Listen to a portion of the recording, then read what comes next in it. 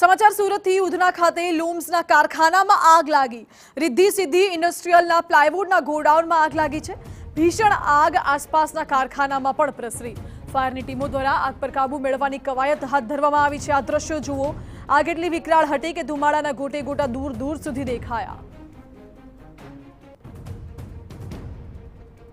અને આ દ્રશ્યોમાં જોઈ શકાય છે આગ એક ગોડાઉનમાં લાગી। રિદ્ધિ સિદ્ધિ નામના ગોડાઉનમાં આગ લાગી, પરંતુ વિકરાળ આગે રૌદ્ર સ્વરૂપ ધારણ કર્યું અને આસપાસના જે ગોડાઉનો છે તે ગોડાઉનોને પણ આગે પોતાના ભરડામાં લીધા। ઉધના ખાતે લૂમ્સના કારખાનામાં આગ લાગી છે। પ્લાયવુડનું ગોડાઉન હતું જેમાં આગ લાગી। જો કે લાકડા હોવાથી આગ વધુ પ્રસરી તેવી પ્રાથમિક માહિતી છે, પરંતુ ફાયરની ટીમ હાલ તો ઘટના સ્થળે પહોંચી ચૂકી છે। આગને કાબૂમાં લેવાના પ્રયાસો હાથ ધરવામાં આવ્યા છે। આગ કાબૂમાં આવી જશે પછી તપાસ કરવામાં આવશે, પછી ચોક્કસ કારણ સામે આવશે કે આગ કયા કારણોસર લાગી।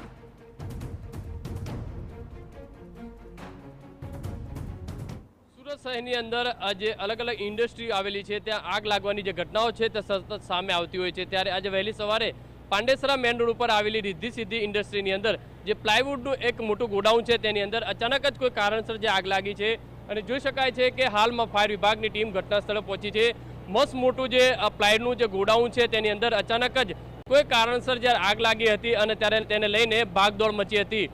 ફાયર વિભાગને જાણ કરાતાની સાથે જ અલગ અલગ 4 ફાયર સ્ટેશનની જે ફાયરની ગાડીઓ છે તે ઘટના સ્થળે પહોંચી છે અને અત્યારે પાણીનો મારો ચલાવી અને આગ ઉપર જે પ્રયાસ લેવાની જે કામગીરી છે તે ફાયર વિભાગ દ્વારા કરવામાં આવી રહી છે। જોઈ શકાય છે કે ચારે બાજુ જે આગ છે તે વિકરાળ સ્વરૂપ ધારણ કર્યું છે અને ફાયરના અલગ અલગ ફાઇટરો છે તે સતત પાણી અને ફોગ નો જે છંટકાવ કરી અને તેને આગ ઉપર જે કાબુ મેળવવા માટેનો જે પ્રયાસ કરવામાં આવી રહ્યો છે। જોઈ શકાય છે કે મોટા પ્રમાણમાં જે આગ હતી તેને સંપૂર્ણપણે જે આગ છે તે કાબૂમાં લેવામાં આવી લીધી છે અને અત્યારે કુલિંગનું જે કામ છે તે ફાયર વિભાગ દ્વારા કરવામાં આવી રહી છે।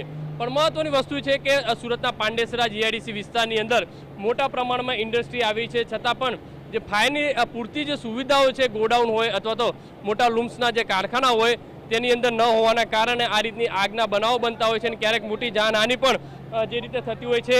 અત્યારે પોલીસ પણ ઘટના સ્થળે પહોંચી છે અને જે ટ્રાફિક વ્યવસ્થા જે છે તે કરી રહી છે। જોઈ શકાય છે ફાયર વિભાગના અધિકારીઓ છે તે અહીંયા પહોંચ્યા છે અને સતત જે આગના ઉપર પાણીનો મારો ચલાવી અને જે કુલિંગની જે કામગીરી છે તે કરવામાં આવી છે। મહત્વની વસ્તુ એ છે કે પાંડેસરા વિસ્તારની અંદર થોડા દિવસ અગાઉ પણ મોટી મિલની અંદર જે આગ લાગી હતી અને તેને લઈને વિકરાળ સ્વરૂપ ધારણ થયું। સાહેબ, કઈ રીતની કામગીરી અત્યારે? કામગીરીમાં જે બોબિન બનાવે એની જે લાકડાની જે દંડી આવે તે બનાવવાની કામગીરી ચાલતું હતી એમાં, અને એ લાકડું છે એટલે એમાં ફાયર ફાઇટિંગ થાય છે, પરંતુ ધુમાડો વધારે નીકળે છે। આગ તો ચાલુ છે, ફાયર ફાઇટિંગ કરવાનું કામગીરી ચાલુ છે હાલમાં, પણ લાકડું છે એટલે તકલીફ વાળું છે, સ્મોક વધારે થાય છે। કોઈ જાનહાની ખરી કે કોઈ? ના, જાનહાની કોઈ નથી। કારખાનું બંધ હતું રાત્રિના સમયે એટલે આગ વધારે ફેલાઈ ગઈ છે, પણ લાકડું છે એટલે પાણીમાં ટોપર સ્મોક વધારે નીકળે છે એટલે તકલીફ છે।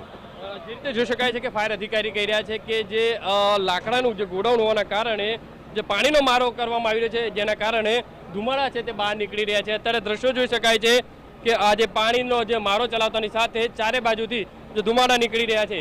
મહત્વની વસ્તુ એ છે કે ફાયર વિભાગ દ્વારા અથવા સ્થાનિક તંત્ર દ્વારા કડકમાં કડક કાર્યવાહી નથી કરવામાં આવતી ને તેના કારણે આ રીતના આગના બનાવો છે તે સતત સામે આવતા હોય છે। દાખલા રૂપે કોઈ કિસ્સો કરવામાં આવે અથવા તો તેમની સામે કોઈ કડક કાર્યવાહી કરવામાં આવે તો આવા બનાવો છે તે રોકી શકાય। કેમેરામેન સંજય ચંદ્ર સાથે બલદેવ સુથાર, TV9 સુરત।